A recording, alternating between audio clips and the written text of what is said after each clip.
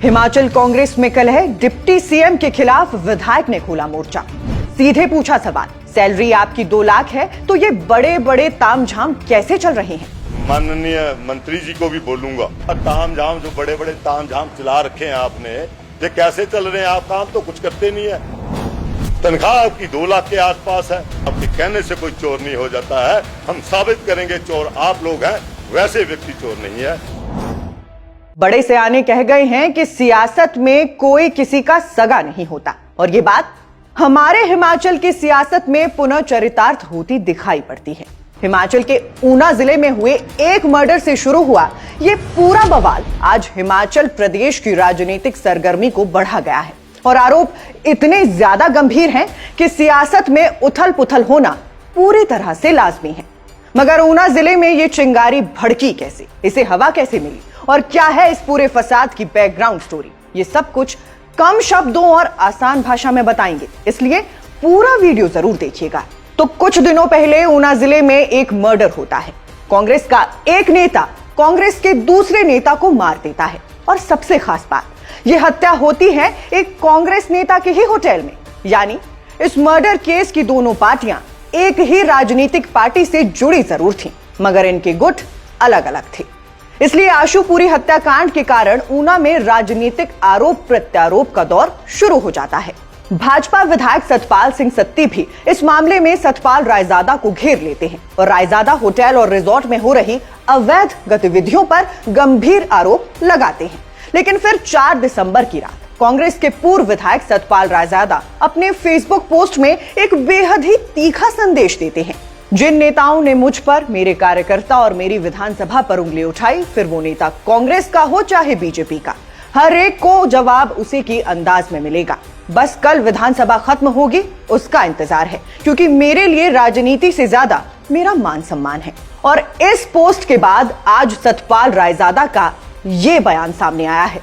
उन सब का रिकॉर्ड जो है वो आपके सामने लाऊंगा और पेश करूंगा, और उसमें मैं माननीय मंत्री जी को भी बोलूंगा कि ठीक है, आपका बयान मैंने अभी भी सुना है, अभी सुना है। उसके ऊपर छोटी सी बात करूंगा कि मेरे तो ना क्रैशर है, ना मेरे दूसरे है और काम है, ना मेरा होटल है।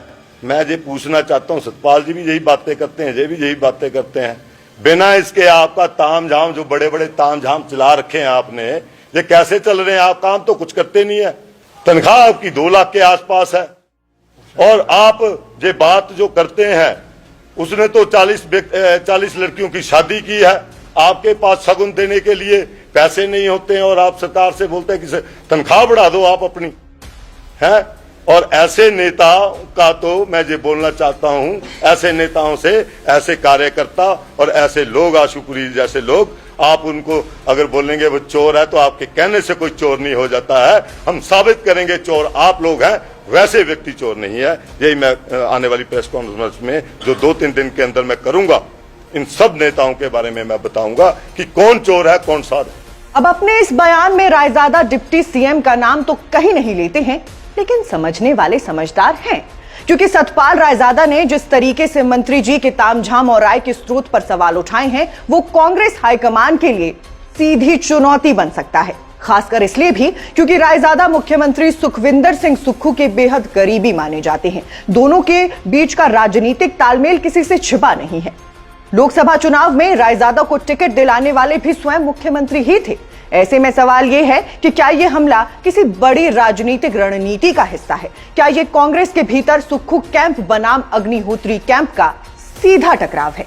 बाकी रायजादा ने कहा है कि वो आने वाले कुछ दिनों में एक बड़ी प्रेस कॉन्फ्रेंस करके सबूतों के साथ खुलासा करेंगे।